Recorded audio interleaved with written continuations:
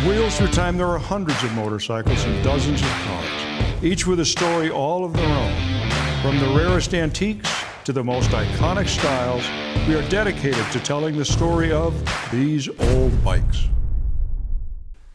Never in a million years did I ever expect this motorcycle to show up at the Wheels Through Time Museum. The museum consists, of course, of hundreds and hundreds and hundreds of rare American motorcycles, all in running condition. The gallery in front of me, the inventor of the Indian, his personal bike, Will Henderson's personal Henderson, William Ottaway, who developed the Thor, his personal Thor motorcycle. William Ottaway actually later went on to work for Harley-Davidson and made Harley-Davidson famous. But the bike we're starting today, or hopefully starting, and we're going to be taking this from the top, is this motorcycle right here. It's a 1909 Harley-Davidson Single Cylinder, uniquely built and entirely built as a one-off motorcycle. Now we're going to try to start this bike today. I've done nothing to this bike. I've had it for about 2 weeks, and I've admired it and I've looked at it, but I've never done anything to it. So I'm going to go through a few basic steps. I'll tell you what we'll be doing in just a little while, but a little bit of history and moving backwards with Harley-Davidson. Claiming they started in 1903 building just a handful of bikes is probably true.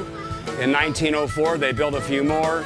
In 1905, they built a few more. There's actually a book called The Legend Begins, and I can kind of quote chapter and verse from this book on some of the production on Harley-Davidson, which goes as follows. And I'm going to jump to 1907. They built about 300 motorcycles. That was the year Harley-Davidson was incorporated. In 1908, they built 450 motorcycles. There's about 7 known in the world today. Now, 1909 is a very special year in the fact there's less 1909s than there is 1908s. And I think this motorcycle is a big part of that story. By 1910, they were actually able to increase their factory, and the book says, and this was written by Harley-Davidson in about 1970, the 3,168 bikes were built, 5 different models. 1911, when you go to the book, they don't have a history on how many 1911s were built, and then it goes on after that. By 1914, they were building about 30,000 motorcycles a year and were the largest motorcycle manufacturer in the world. But going back to 1909, when you read the book, it says there's 5 models. Some had the tall wheels, and by the way, the bike right behind the 1909 is a 1910, and I got that off the table today for some comparative. You can look at them comparatively as I talk about the bikes. You'll notice this bike has smaller wheels. These are 26s, those are 28s. You'll notice the bike is entirely smaller, the gas tanks are shorter. But most interestingly about this motorcycle, this engine, frame, handlebars, gas tank, rear wheel, and every part on this motorcycle is uniquely built for this motorcycle, and there's not another one existing. Now, one of the real standout points, Harley-Davidson from the first day, 1903, they use what's called a flat belt drive. So when you look at the drive system, it's a flat belt. It has an adjuster which will give you tension. This motorcycle has a V-belt. Other motorcycles in the day, such as the Wagner, there's several here, had a V-belt drive. The manufacturers of V-belt drive motorcycles thought the advantage was with a V-belt, you don't need a tensioner. When you give it gas, the V-belt pulls, and when you back off the gas, it releases. And that was the theory that many of the companies use, and this is the motorcycle that Harley-Davidson built to experiment with that theory. I've kind of dubbed this the 1909 fork in the road bike, in the fact that Harley-Davidson, to my research, never built another V-belt motorcycle, and I've never seen any written documentation that they ever built this motorcycle.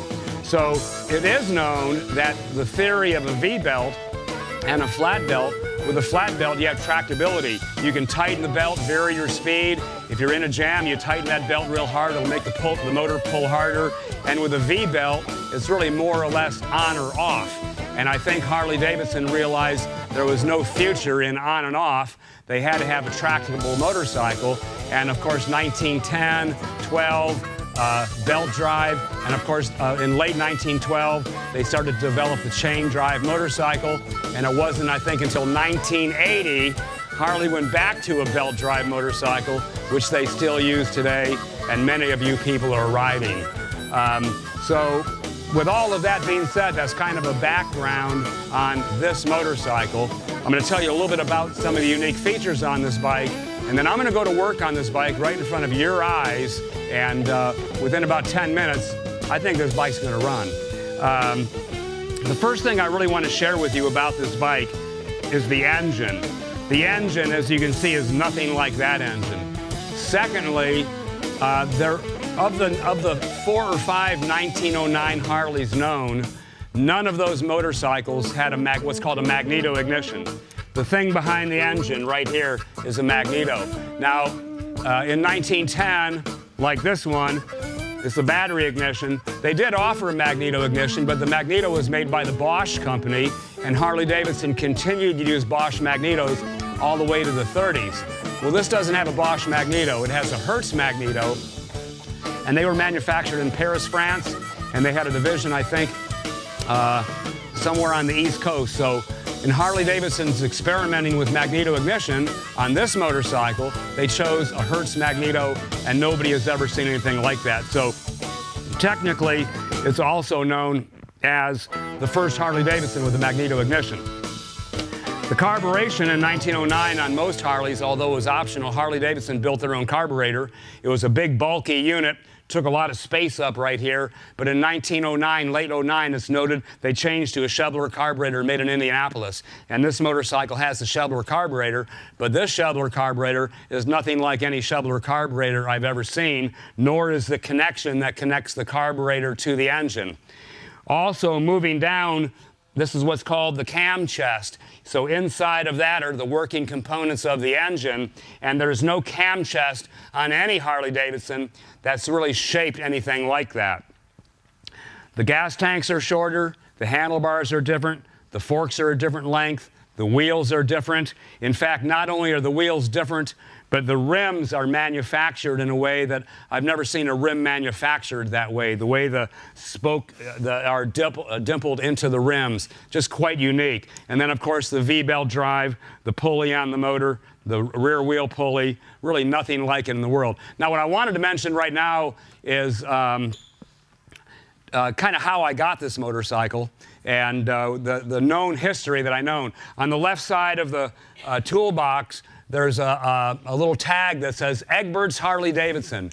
Now, Egbert's Harley-Davidson was in Minneapolis. They started around 1910, and Egbert's closed up, I think, in around 1978. Anybody here from Minnesota?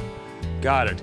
On one of the television shows we did called What's in the Barn, we actually found some old Harley-Davidson or an Indian clocks from the Egbert store in Minneapolis. In 1977, when that company went out of business, there was a collector out of Pearland, Texas named E.J. Cole. And Cole was known as the guy with all the cash. Went around and scooped up a lot of motorcycles. Cole's still around and alive, but a year ago, March, he sold his entire collection at an auction in Las Vegas. I think the collection netted about $14 million in about 6 hours. This motorcycle was part of that auction, but that's not where I got the motorcycle. Within that motorcycle auction, there was a 1908. It was kind of known as the Mona Lisa of all Harley-Davidsons. I think it sold for around $600,000. There was a Cyclone that went for the same. And there was literally one bike after another that brought 6 figures. And I'm not talking with ones in the front. A lot of them had 2s and there was some 3s. So it was a prestigious auction of rare motorcycles. And I was at the auction. And when this bike came up, when I saw this bike there, what had come back to me was in 1978, I was at a big event up in Davenport, Iowa, a swap meet in Davenport, Iowa, and Cole showed up with a big van full of stuff. And serendipitously, he was on his way back from buying out everything at Egbert's. And he was selling some things to recoup some money. If you look on the second floor above the rare racing bikes, there's a set of AMA flags that came from Egbert's. Well, this motorcycle came from Egbert's, and I vaguely remember seeing this motorcycle in Cole's truck in 1978. So if you go fast forward to 88, to 98, to 08, to 16, nearly 40 years later, this bike turned up again at the E.J. Cole auction. The bike was bought by a good friend of mine, Vince, from Sacramento area. I just didn't have the dough to buy it. I can't recall what it brought. And when I thought I might have been well enough to call Vince and buy the motorcycle, he had already sold the motorcycle. Well, never in a million years, 4 weeks ago, Vince called me up and he said, "Hey, you know that 1909 that you like so much?" And I said, "Yeah, I remember that bike," like I had lost a lot of sleep over this motorcycle. Like people always say, "What's the one bike that you're always looking for?" And I always say there isn't one, but if there was one bike that I was ever sorry I wasn't able to get, it was this one. Of course, now it's here. So Vince and I made a happy trade, and the bike showed up here about 2 weeks ago, just exactly like you see it. The bike was repainted, probably in the 50s by Egberts. If you look at the fenders, when we're done, you're welcome to closely look at the bike. You can see some old rust pitting. So really the speculation would go, how did Egberts get it? And my only thought, and it's surely speculation, is that sometime during the tenure of the Egberts being in business, might have been in the 30s when Harley was having hard times. And Harley, of course, as we all know, kept the bike from 1903. They say, their first bike, and they have one of every year. As part of the Harley-Davidson tradition is keeping models from every year in their multi-million-dollar museum in Milwaukee. So how did Egberts get the bike? My speculation is this: at some point, with Egberts being very good friends of the founding fathers of Harley-Davidson, they saw something in this bike that the founding fathers didn't. I think, and I'm speculating, that the founding fathers realized that it was a fork-in-the-road bike. The V-belt had no future with Harley, and they either sold it to him, gave it to him. Egberts restored the bike in the 50s, and here it is today. So with all of that being said, now it's time for me to go to work, and it's not going to take long because there's not much to do. One of the things that I wanted to point out is all old motorcycles, like this one, all old motorcycles have a drain plug where you drain the oil, and if an engine is overfilled with oil, it won't start.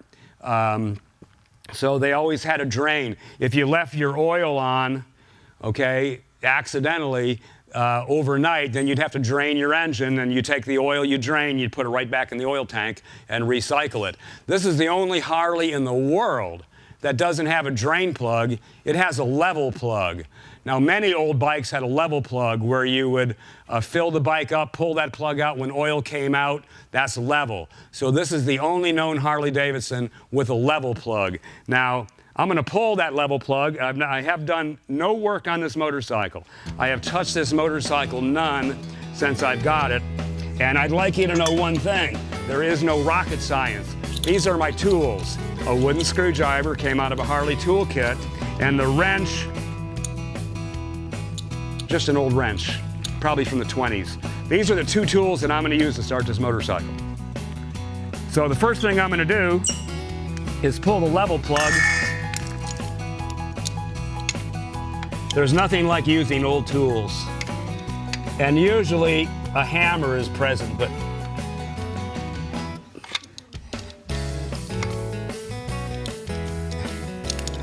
hang on, I got to get down here. That plug's in there pretty good. It worked.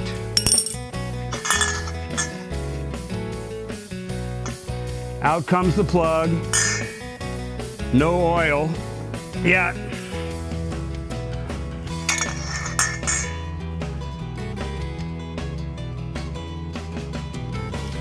That's oil. Okay, the plug goes back in. Now there's really only two things left to do. Anybody in the audience want to guess what they are? What? Gasoline. What's the other one? Right, so now I need a volunteer. How about this guy with the beard right here? Come on over here. Hold the spark plug. No, you don't have to do that. This is the only Harley-Davidson motorcycle in the world that I know of where the spark plug is not a straight thread. Everybody knows about spark plugs. You screw them in, and the threads are the same all the way down.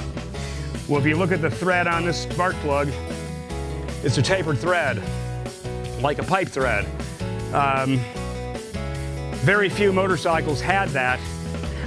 One of the motorcycles here that does have this, that I call the rarest bike in the world, and this is up near there, is Oscar Hedstrom's Personal Indian. Also has tapered thread spark plugs. Come on over here, partner.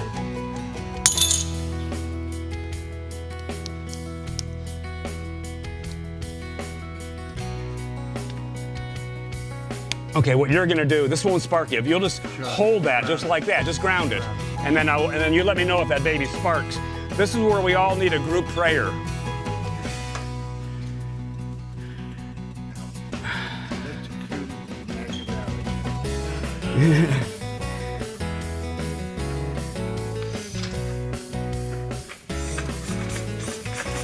Got a spark. That's all we need. Woohoo! I'm excited. Now, the one thing I noticed when I was turning, you can just let go of that for the moment. One thing I noted when I was turning that is it was pretty stiff. And I just thought of one more thing I'm gonna check. So I'm gonna put a little lubricant on the cylinders. If they're gummed up, this will break it free. But this motor ought to spin real easy.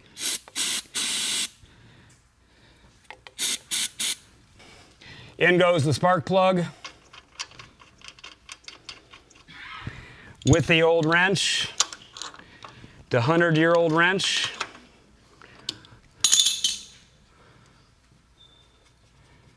I thought the spark plug was pretty cool. It's got an X on it.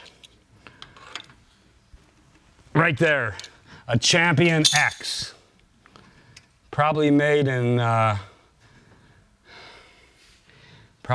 Iowa. Okay, so gasoline time. Need a volunteer. How about this little guy right here? Come on over here, partner. You hold the funnel. All you gotta do is just hold that funnel just like that. But don't push it in. You wanna hold it up just right about there, okay? Because that way the air will come in.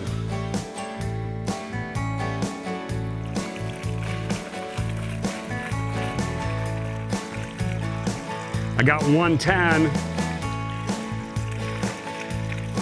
octane airplane fuel or some kind of special fuel.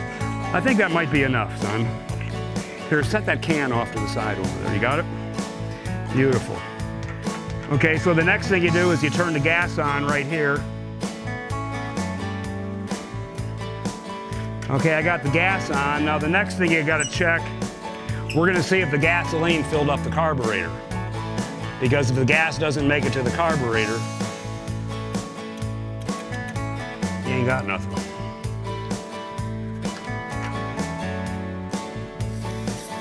Just like that. Overfloat the engine.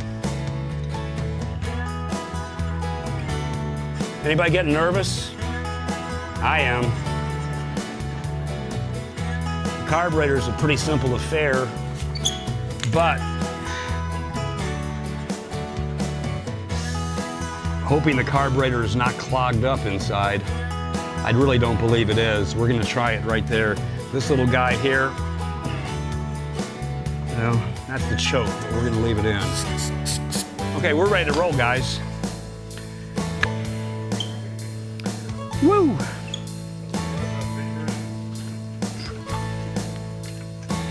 Retard, advance, off and on.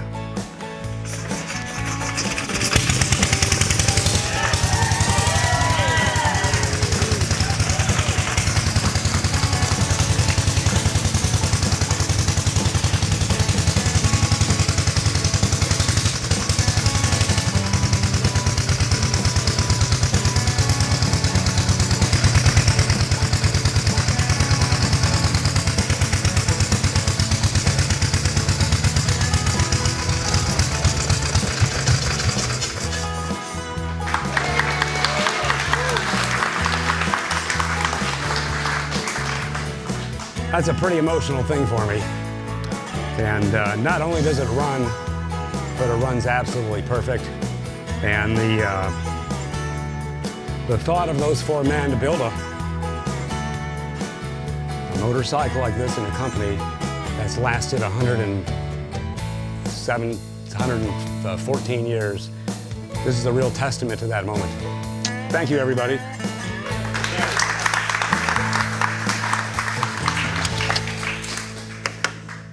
Wow. That's amazing.